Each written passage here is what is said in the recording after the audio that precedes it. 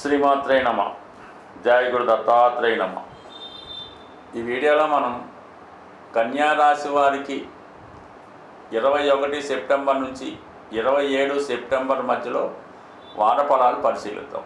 ఏదైనా కన్యారాశి వారికి ఈ వారం అంతా రాశి అందే రాష్ట్రాధిపతి బుధుడు ఉండడం వల్ల ఈ రాశి వారికి ఒక విధమైన ఆకర్షణ బలం పెరగడం జరుగుతూ ఉంటుంది. దశమాధిపతిగా బుధుడు రాశి అందు సంచరించినప్పుడు జాతకుడు స్వయం కృషితో జీవితంలో పైకి రావాలనే ప్రయత్నం చేయడం జరుగుతూ ఉంటుంది. రవి కూడా కన్యారాశిలో సంచరించడం వల్ల వ్యక్తిగతంగా ఈ రాశి వారికి ఒక విధమైనటువంటి కాన్ఫిడెన్స్తో ఏ పనైనా సమర్థవంతంగా నిర్వహించే అవకాశం అది ఉంటుంది.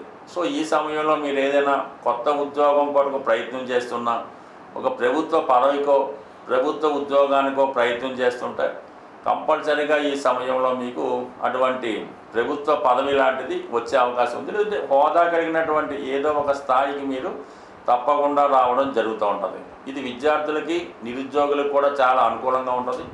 అలాగే దశమ స్థానంలో గురుగ్రహ సంచరించినప్పుడు ఏదైనా ఒక ఫైనాన్స్ రంగంలో అంటే బ్యాంకింగ్ సంస్థల్లో కానీ, అంటే ఎండోమెంట్ సంబంధించినటువంటి ఆధ్యాత్మిక కేంద్రాల్లో కానీ, లేదంటే ఏదైనా విద్యా సంస్థల్లో ఉద్యోగ అవకాశాలు ఎక్కువగా ఉంటాయి.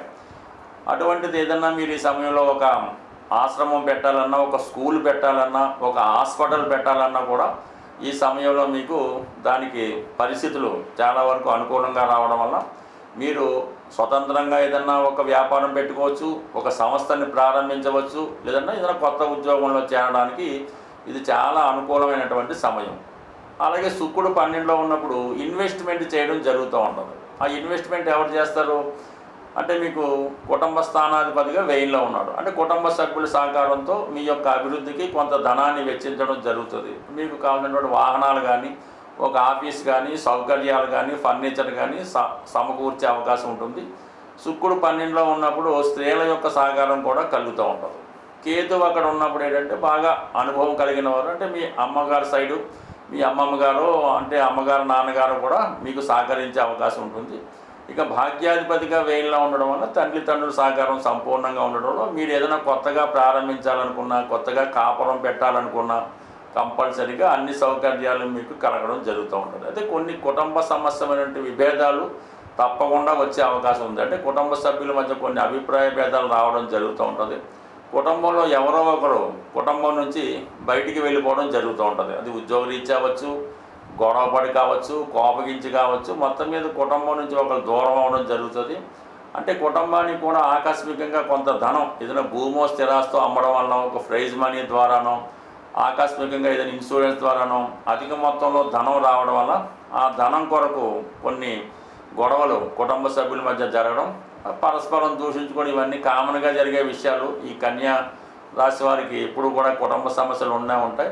ఈ ధనం ఎప్పుడు వచ్చినా కన్యారాశి వారికి ఏదో ఒక ఇబ్బంది కలుగుతూ ఉంటుంది. దానివల్ల కొంతమంది అది మీ పిల్లలే కావచ్చు కోపగించడం జరుగుతూ ఉంటుంది. బట్ ఏదైనా కన్యారాశి వారు మీ జాగ్రత్తలో మీరు కంపల్సరీగా ఉండవలసి ఉంటుంది. ఎందుకంటే మీ దగ్గర ధనం ఉన్నప్పుడు, మీ దగ్గర ఆదాయం ఉన్నప్పుడు అందరూ మీ చుట్టూ తిరుగుతూ ఉంటారు, మిమ్మల్ని పొగుడుతూ ఉంటారు, మీ సహకారం కోరుతూ ఉంటారు.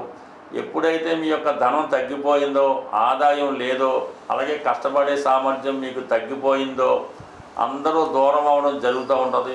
ఈవెన్ మీ ఆత్మీయులు కూడా, కుటుంబ సభ్యులు కూడా మిమ్మల్ని బయటికి పంపించే అవకాశాలు కూడా, సమయం కూడా వస్తూ ఉంటుంది. ఎప్పుడూ కూడా తగు జాగ్రత్తలో మీరు ఉంటేనే ఈ కన్యా రాశి వారు జీవితం చివరిలో నిగ్గుకు రాగలిగే అవకాశం ఉంటుంది. బట్ ఏమైనా ప్రస్తుత గ్రహస్థితి కొంతవరకు మీ అభివృద్ధికి కారణం అవుతుంది కాబట్టి కొంతవరకు ఇప్పుడు ఏదైనా మీ పేరుతో స్థిరాస్తి అది ఉంటే ఎవరో ఒకరు మీకు వాళ్ళకి రాసి పెట్టమని, లేదంటే ఆస్తి వాళ్ళకి ఇమ్మని ఇబ్బంది పెడుతుంటారు. చాలా వరకు అంటే 99% కన్యా రాశి వారికి ప్రాణం పోయినా సరే మీ ఆస్తి మీ దగ్గర ఉంటేనే మీకు గౌరవం ఉంటుంది. లేని పక్షంలో ఇబ్బంది పడతారు. జాగ్రత్త వహించడం మంచిది. బట్ ఏదైనా 6వ స్థానంలో రాహు ఉండడం వల్ల మీ యొక్క కుటుంబ సభ్యులే ఇతరుల యొక్క ఒత్తిడితో మీ మీద ఇబ్బంది పెడుతూ ఉంటారు. అయితే అంతిమ విజయం మీకే వస్తుంది, మీ మాటే నెగ్గుతుంది.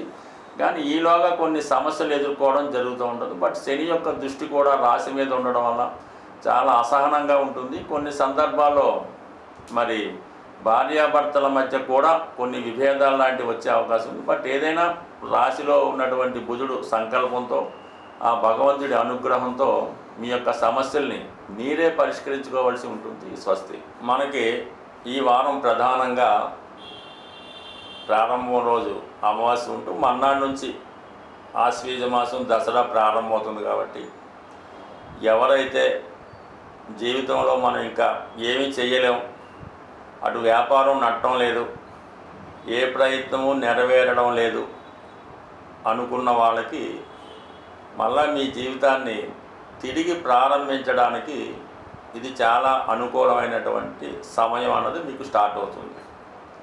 సో ఆ కారణం వల్ల ఏం చేస్తారంటే మీరు ఒక వ్యాపార సంస్థ నిర్వహిస్తుంటే కంప్లీట్గా ఒక 5 రోజులు, కుదరకపోతే 3 రోజులు, కుదిరితే ఇంచుమించుగా ఒక వారం రోజులు కంప్లీట్గా క్లోజ్ చేసేయడం బెటర్. అంటే మీ స్టాఫ్కి అది సెలవు ఇచ్చేసి మీ కార్యకలాపాలన్నీ క్లోజ్ చేసి దాన్ని శుభ్రంగా, అది వాస్తుపరంగా ఉన్నటువంటి మార్పులు అయితేనే, మిగతా పార్ట్నర్స్ వల్ల స్టాఫ్ల వల్ల వస్తేనే, అంటే ఎవరు అవసరం అయితే వాళ్ళని ఉంచుకోవడం, ఎవరిది అవసరం లేదంటే వాళ్ళని పక్కన పెట్టడం. అలాగే మీ యొక్క సంస్థలోనూ మీ యొక్క గృహంలోనూ వేస్ట్ మెటీరియల్ మనకి ఇవి ఉపయోగపడవు, ఇవి ఇంకా పనిచేయవు అంటే ఏదైనా ఒక వస్తువు ఒక సంవత్సరం పాటు దాని ఉపయోగం లేదనుకుంటే కంప్లీట్గా దాన్ని మనం డిస్పోజ్ చేయవలసి ఉంటుంది. అంటే ఎవరికో ఒకరికి ఇవ్వడం కానీ బయట పారేయడం కానీ చేయవలసి ఉంటుంది. ఈ విధంగా ముఖ్యంగా పాత ఇనప సామాన్లు ఇరిగిపోయి అలాంటివి ఇంట్లో కూడా ఖచ్చితంగా అంతా కూడా బయట పారేయండి. ఆఫీస్లో కూడా మొత్తం అంతా క్లీన్ చేసి పెట్టుకోండి.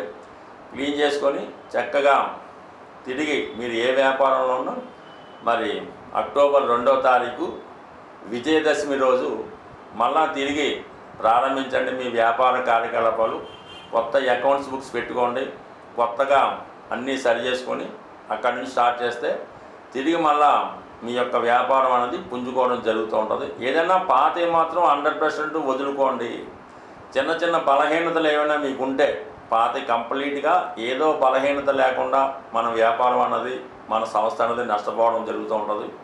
అది మరి డైరెక్ట్గా చెప్తే మీకు అంత సంస్కారవంతంగా ఉండదు. కాబట్టి చిన్న చిన్న బలహీనతలు అవి కంప్లీట్గా వదులుకోండి. ఒక సంవత్సరం పాటు అదే పనితో నియమంగా మీరు ప్రారంభించి ముందుకు వెళ్ళి చూడండి. 100% మీ వ్యాపారం అనేది తిరిగి పుంజుకుంటుంది. ఇందులో ఏ మొహమాటం ఒక్కర్లేదు. ఏది కూడా మనకి అదేదో ఇది పాత వస్తువు అండి పూర్వకాలం అలాంటిదే ఉంది. మొత్తం అంతా కొత్తగా చేసుకోండి, కొత్తగా ప్రారంభించండి. 100% సక్సెస్ రావడం జరుగుతూ ఉంటుంది. ఇక్కడ ఇంత చేసినా కూడా మీకు సక్సెస్ రానప్పుడు ఒకసారి వ్యక్తిగతంగా మీ యొక్క వాస్తు, మీ యొక్క జాతకం ఇవన్నీ కూడా ఒక మంచి సక్సెస్ఫుల్ ఆస్ట్రాలజర్ దగ్గర చూపించుకొని ఏదైనా దాన్ని సరి చేసుకోవడం కూడా మీకు ఒక అవకాశం ముందు చేసేయండి. ఇంకా మనకి సరైనప్పుడు అప్పుడు సంప్రదించి దానికి సంపూర్ణ పరిహారం చేసుకుంటే ప్రతి ఒక్కరికి అవకాశం ఉంటుంది. దాన్ని కరెక్ట్గా ఉపయోగించుకుంటే సక్సెస్ మాత్రం కంప్లీట్గా వస్తుంది. స్వస్తి.